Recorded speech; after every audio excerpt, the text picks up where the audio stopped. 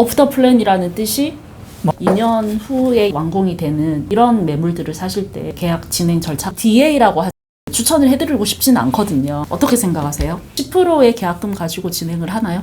리저브 피, 홀딩 디파짓, 중도금이 있느냐, 공사가 진행이 되지 않는다든지, 뭐 개발업자가 도산을 한다든지, 그럴 때 계약금은 어떻게 되나요? 모기지는 그 인스펙션 하는 과정, 입주 후에도 시행사들이 이제 고쳐줄 의무가 있는 거죠. 스탬 듀티 또 내는 시점이. 안녕하세요. 안녕하세요, 변호사님. 네, 안녕하세요. 네, 벌써 세 번째 시간이 되었네요. 벌써 그렇게 됐나요? 네네네. 지난 영상에 이어서 오늘 또 제이슨 김 변호사님 모시고 어떤 얘기를 좀 해볼까요? 저번에 주인들이 파는 집, 그리고 중고 매물 계약 진행에 대해 가지고 알아봤는데, 오늘은 또 이제 한국에서 말하는 이렇게 분양권을 사서. 오프터 플랜. 네네. 오프터 플랜이라고 하죠, 여기서. 네네, 그렇죠. 오프터 플랜이라는 뜻이? 플랜이 아직은 없다라는 표현이거든요. 오프터 플랜은 이제 기존에 있는 큰 땅을 쪼개서 여러 채의 집을 짓거나 아니면 큰 아파트를 올리는 그런 개념이기 때문에, 현재는 아파트가 없기 때문에 당연히 이제 플랜 자체도 등록이 되어 있지는 않죠. 네. 등록되어 있지 않는 그 아파트에 대해서 미리 분양을 하는 그런 형태의 계약이 되겠죠. 네. 한국에서 모델하우스 같은 거 보시고 분양권 받으셔가지고 사시는 이런 개념하고 비슷하게 보시면 될 것 같은데요. 요거는 이제 계약 진행 절차가 아무래도 중고 매물이나 다 지어진 매물하고 좀 다르기 때문에 오늘은 거기에 대해서 조금 변호사님하고 같이 한번 알아보겠습니다. 네, 앞으로 지어질 집들, 보통 여기서 이제 오프터 플랜이라고 하는데, 요거가 이제 또 계약 진행이 조금 다르잖아요. 처음에 모델하우스라든지, 뭐 이제 디벨로퍼들이 제공을 해주는 브로셔라든지 도면이라든지, 뭐 땅이 이제 지어질 위치라든지 이런 거를 이제 확인을 하시고 이제 선택을 하시게 되는데, 또 이런 매물들을 사실 때 좀 이제 계약 진행 절차가 궁금합니다. 어쨌든 이게 큰 차이는, 기존에 있는 주택을 계약할 경우에는 기존에 있는 거니까 이걸 다 보고 인스펙션을 하고 마음에 드는지 안 드는지, 뭐가 문제가 있는지 그런 걸 다 확인을 하고 계약을 진행할 수 있는데, 이런 신규 아파트 같은 경우에는 대부분 이렇게 분양을 하는 과정에서 처음에는 이게 아직 등록되어 있지 않은 그 물건이잖아요. 그래서 기존에 이제 있는 큰 땅을 나누어서 집을 짓거나 아니면 나누어서 아파트를 짓는 개념이기 때문에 등기상으로 등록되어 있지 않고, 그리고 이제 볼 수 있는 그런 아무런 부동산도 없고, 그런 형태의 계약인데, 그러다 보니까 사는 사람 입장에서는 이 물건에 대해서 이제 주어진 정보가 첫 번째는 계약서가 있고요. 계약서에도 그 물건에 대해서 어느 정도는 설명을 하고 있지만 구체적으로 뭐 한계가 있어요. 그래서 저희가 이제 그 등기상으로 볼 수 있는 거는 아직은 등록되어 있지 않기 때문에 이게 나누어져야 할 그 큰 땅에 대한 등기 서류를 볼 수밖에 없어요. 그래서 그 등기 서류에 별 문제가 없는지를 우선 저희가 보게 되고, 그리고 예를 들어서 이제 아파트를 짓는다 그러면 그 땅을 이제 어떻게 나눠서 어떻게 층을 이제 구분을 할지, 그런 면적 정도 그리고 위치 정도를 이제 확인할 수 있는 게 계약서에 도면이 들어가게 되고요. 그렇게 해서 이제 어떤 물건을 할지 저희가 이제 그거 가지고 이제 가늠을 하게 되고, 그리고 그 아파트에 들어가는 내장에 뭐가 이제 들어가는지, 뭐 에어컨이 들어가는지 안 들어가는지, 뭐 식기세척기가 들어가는지 안 들어가는지, 그런 것들이 이제 계약서에 확인이 가능하게 되고요. 그 정도가 이제 계약서에서 우선 확인할 수 있는 부분인 것 같고, 그걸 가지고 이제 결정하기 사실은 좀 부족하죠. 그래서 이제 좀 대형 건설사인 경우에는 이제 그 모델하우스도 보여주게 되고, 그리고 그 외에도 이런 광고 브로셔 같은 것들도 있게 되는데, 그런 걸 통해서 구매자들은 이제 구입을 하게 되기 때문에 저희들 입장에서는 모든 서류들이, 모든 정보들이 어느 정도 그런 효력이 있다고 보게 돼요. 그래서 그런 서류를 기준으로 해서 이제 물건을 확인을 하게 되고, 만족을 하게 되고, 디파짓을 내고 이제 서명을 하면서 계약을 진행을 하게 되겠죠. 사는 사람, 파는 건설사, 디파짓 지불 이런 것들이 되고 나면은 마찬가지로 계약서를 이제 교환을 해서 계약을 진행을 하게 돼요. 그럼 그날로 계약이 체결이 되고 나면은 그 다음부터는 이제 마찬가지로 융자를 준비하시고, 저희는 저희 나름대로 그 중간에 해야 할 페이퍼들을 하게 되는데요. 그 기간은 기존에 있는 주택에 비하면 이제 좀 긴 거죠. 왜냐면 완공이 되어야 되니까요. 아까 말씀하신 거 기존 주택들은 이제 42일, 6주 정도라고 했는데, 이거는 현실적으로 다 지어질 때까지가 보통 뭐 2년, 뭐 짧으면 2년. 그렇죠. 짧으면 길면은 또 3년, 뭐 아주 긴 거는 5년 뭐 이런 것도 있단 말이에요. 뭐 5, 6년 가는 경우도 봤죠. 매물이 다 지어지면 그러면 보러 가야 되잖아요. 네, 마찬가지로 인스펙션 하셔야죠. 우선 세틀먼트 잔금 치르는 날 전에 네. 그 프리 세틀먼트 인스펙션이라고 보통 표현을 하고요. 네. 건설사랑 약속을 정하고 할애된 시간 동안에 가서 인스펙션을 하게 되는데 네. 뭐 직접 가서 보셔도 되고 아니면 또 인스펙션을 또 전문적으로 하는 사람들도 있으니까 그렇죠. 그런 사람 통해서도 인스펙션을 하셔도 되고요. 그렇게 해서 인스펙션을 해서 뭔가 건축법상으로 하자라고 할 수 있는 것들을 발견하시게 되면은 기록을 남겨서 건설사 쪽에 보내야겠죠, 아무래도. 네. 그렇게 해서 이러이러한 하자가 있으니까 고쳐달라 이렇게 이제 요구를 하게 되고요. 네. 건설사 입장에서는 이것이 법적으로 문제가 되는 하자라고 판단이 되면은 네. 당연히 이제 고쳐야 되고요. 네. 그 하자 중에서 뭐 작은 하자들은 뭐 쉽게 고칠 수 있는 것들이 있을 거고, 네. 근데 이게 좀 생각지 않은 큰 또 하자들이 있을 수도 있겠죠. 네. 그런 것들이 만약에 그 사람이 살 수 있는 거주에도 영향을 미칠 정도의 하자라고 보면은 그러면 우선은 뭐 세틀먼트 날짜도 뒤로 미뤄야 되고, 네. 물론 다 고치고 해야 되니까요. 일반적으로 건설사들이 시간의 여유가 있으면 대부분의 하자들은 그 세틀먼트 전에 다 고치게 돼요. 네.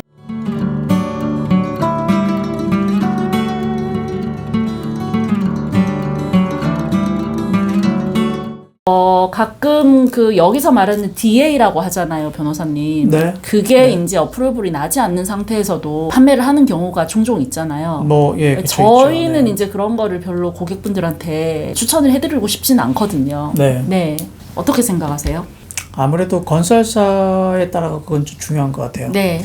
대형 건설사일 경우에는 아무래도 좀 더 안전하니까 네네. 아직까지 그런 개발 허가를 아직까지 받지 않은 경우에도 네. 좀 믿고 갈 수 있는 건설사면 네. 괜찮겠지만 뭐 그렇지 않은 건설사들은 아무래도 좀 기피하시는 게 낫지 않나 싶어요. 네, 그래서 그 기본적으로 이제 오프 더 플랜 해서 이제 앞으로 지어질 뭐 2년, 3년 후에 완공되는 아파트들을 사실 경우에는 좀 대형 건설사의 매물이라든지 DA라고 하는 이 개발 허가가 난 이제 매물인지 또 이런 거를 조금 변호사님 통해서 확인을 하고 사시는 게 좋을 것 같습니다. 그러면은 이것도 보통 이제 10%의 계약금 가지고 진행을 하나요? 네, 뭐 일반적으로 그렇죠. 네. 뭐 주별로 좀 관행이 좀 차이가 좀 있긴 하지만 네네. 기본적으로 계약법상 요구하는 디파짓은 네. 10%죠. 매매 가격의 10%를 계약금을 이제 지불을 하시고 계약을 하시게 되고 그리고 0.25%에 해당되는 그 금액 네. 비슷한 게 이제 저희가 여기서 뭐 리저브 피라든지 홀딩 디파짓이라든지 이런 거를 얘기를 하잖아요. 네, 네. 예, 예. 조금 다른 점이 있을까요? 우선은 그 리저브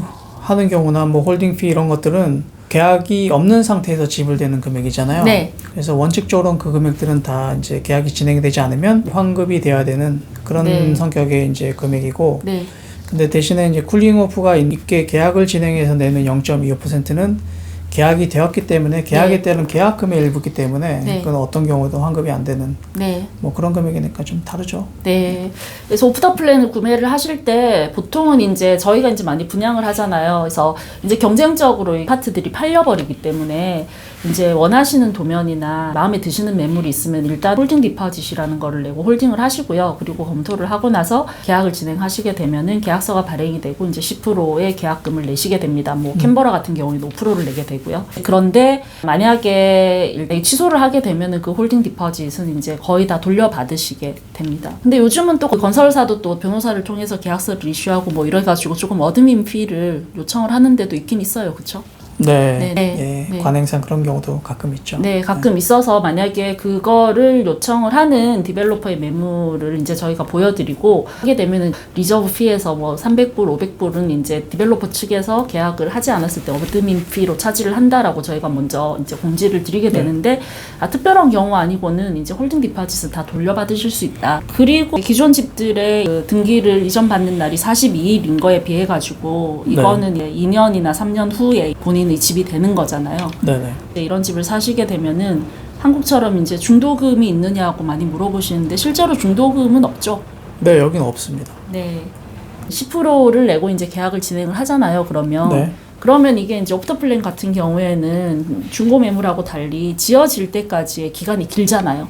네, 길죠. 네. 그러면 이제 그 10%를 이제 내고 계약을 한 입장에서는 이 공사가 개발 허가가 났음에도 불구하고 네. 뭐 어떤 이유로 이제 공사가 진행이 되지 않는다든지 뭐 네네. 개발업자가 도산을 한다든지 뭐 네네. 이런 일이 또 생길 수가 있으니까요. 그럴 때는 이제 그 내셨던 계약금은 어떻게 되나요? 우선은 그 계약금 자체는 네. 그런 신탁계좌, 트러스트 어카운트에 보관 관리가 되기 때문에 네. 그 금액은 보장이 되죠. 네. 보호가 되죠. 네, 네, 네. 건설사가 부도가 나도 네. 그 금액은 다른 사람이 이렇게 손댈 수 있는 금액은 아니에요. 네. 그래서 보장이 되기 때문에 뭐 네. 문제는 없다고 보고요. 네. 그래서 중간에 뭐 공사가 진행이 되지 않거나 네. 조금 문제가 생기더라도 그 이제 지불을 하셨던 10%에 해당되는 금액은 다 돌려받으실 수 있다. 네, 예. 돌려받을 수 있죠. 네, 네. 근데 뭐 2년, 3년 지나고 기다렸는데 그거 돌려받고 끝내긴 좀 아쉽긴 하죠. 그렇죠. 예. 시간적인 소실은 아무래도 조금 있다고 봐야 되겠죠. 그래서 대부분의 경우가 그렇게 건설사가 만약에 그 자금난이 있거나 네. 문제가 있어서 부도가 나면은 건설사의 그 채권자 대부분 은행이겠죠. 네. 채권은행에서 프로젝트를 이어받아서 다른 건설사를 선임을 해서 네. 그 프로젝트를 진행하는 경우가 대부분이에요. 네, 네. 그래서 뭐 그런 경우도 대부분 이제 뒷받을 돌려받고 계약을 끝내기보다는 좀 더 기다리시는 게 네. 투자 목적으로는 좀 더 현명한 판단이 아닐까. 그렇죠. 예, 10% 네. 디파짓을 돌려받는 것보다 그 시간에 대한 기회비용을 버시는 게 더 중요할 수도 있으니까요. 네. 알겠습니다. 그리고 이제 만약에 이게 10%를 계약금을 지불을 하고 모기지는 그 완공 시점에 대비를 해서 한 네. 3개월이나 6개월 정도 전부터 이제 준비를 해서 하시게 되잖아요. 네네, 그렇죠. 네네네. 네. 그것도 굉장히 중요하겠네요. 그렇죠? 네, 그렇죠. 네. 뭐 개인의 인컴 상황에 따라 가지고 어떤 분은 한두 달 안에도 융자를 쉽게 신청하셔 받을 분이 있을 수도 있고, 네. 어떤 분들은 좀 더 장기간에 준비하셔야 될 분도 있을 수 있고요. 네. 그래서 개인의 상황에 따라 가지고 예상되는 그런 건물 완공기에 맞춰서 네. 미리 이제 준비를 하고 계시는 게 중요하죠. 예. 네. 융자도 완공 시점 전에 뭐 자영업자나 이런 분들은 조금 뭐 미팅을 빨리 하셔가지고 네. 예, 융자를 좀 준비를 하는 그런 이제 과정이 좀 필요하겠습니다. 그렇게 하고 그러면 이제 2년 후에 다 이제 완공이 되면은 또 이제 내가 지어지지 않은 상태에서 집을 받기 때문에 이제 네. 보러 가셔야 되잖아요. 네, 그렇죠. 예. 그 인스펙션 하는 과정도 되게 중요할 것 같은데요. 네, 보통 저희가 그 프리-세틀먼트 인스펙션이라고 많이 표현을 하잖아요. 네. 그래서 인스펙션을 가셔서 알고 있는 그 집으로 잘 지어졌는지, 네. 뭐 쉽게 생각해서 방 2개짜리 아파트 계약했으면 네. 방은 2개가 당연히 있어야 될 거고요. 네. 계약서에 이제 포함되어 있는 그런 뭐 식기세척기나 네. 빨래 건조기나 뭐 네. 그런 것들이 잘 있는지 네. 뭐 그런 것도 확인을 하셔야 되고, 네. 기본적으로 제대로 집을 지었는지, 네. 뭐 어떤 건축법상 하자가 없는지 네. 그런 인스펙션을 하셔가지고 그런 하자 부분들이 있는지 잘 점검을 하셔야 되죠. 네. 그렇게 해서 하자를 발견하시게 되면은 그런 것들 잘 이제 기록으로 남기셔서 네. 그런 것들 건설사에 보내서 하자 보수를 이제 요구해야 되고 네. 그런 절차가 또 있죠. 네.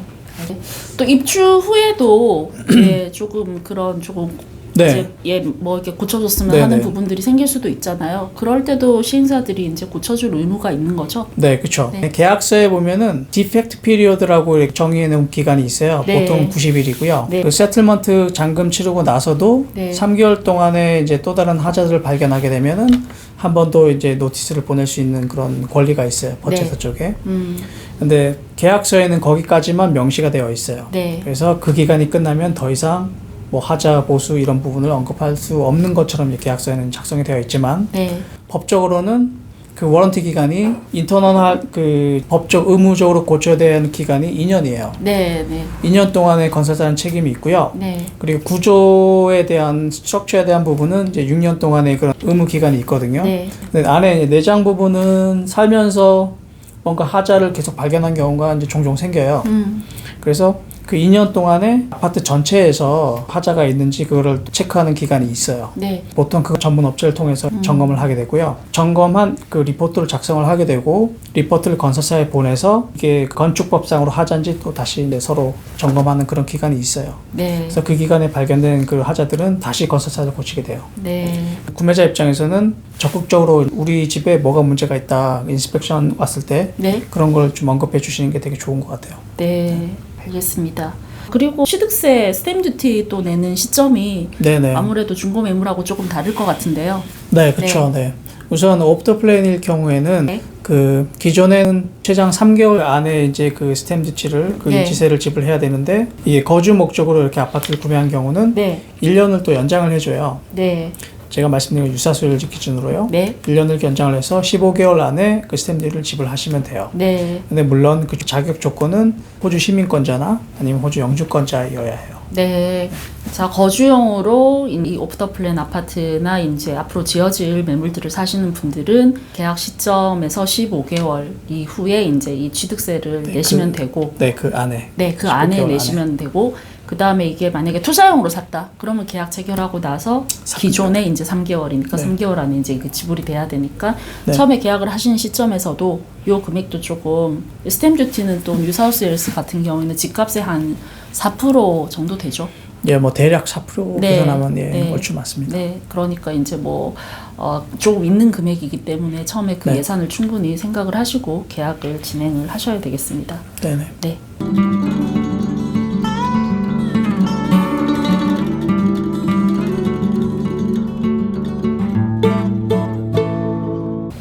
네, 저희가 오늘은 이렇게 또 오프 더 플랜 계약 절차에 대해서 조금 알아봤는데요. 네. 이렇게 장시간 내주셔가지고 이렇게 어드바이스 해주셔서 너무 감사드리고요. 얘기를 하다 보니까 물어볼 게 너무 많아가지고 또 다음에 제가 한번 모셔가지고요. 예, 또 궁금하신 거 댓글에 변호사님한테 평소에 이런 거 물어보고 싶었다. 예, 변호사님들은 또 비용이 비쌀 것 같아서 좀 전화해서 물어보기도 좀 힘들었다 이런 거 있으시면 달아주시면 제가 정리해가지고 다시 한번 또 자리를 마련해서 여쭤보고 영상을 만드는 시간을 또 갖도록 하겠습니다. 장시간 동안 너무 고생 많이 하셨고요. 아유, 네, 시간 내주셔서 감사드리고 네, 저도 예. 재밌었습니다. 예. 다음에 구독자분들 질문 있으시면 또 한 번 더 또 자리 마련해 주시면 감사하겠습니다. 네, 좀 많은 도움 되셨으면 좋겠습니다. 네, 저 제이슨 김남정 변호사님이시고요. 만약에 변호사님 보시고 믿을만하다, 또 이렇게 소송권 같은 거 있어서 맡기고 싶다 하시면 저희 회사로 연락 주시면 됩니다. 예. 그러면 저희 구독하셔가지고요 편하게 이런 전문가의 이제 호주 정보 받아보셨으면 좋겠고요. 그럼 저는 다음 영상에서 뵙겠습니다. 감사합니다. 네.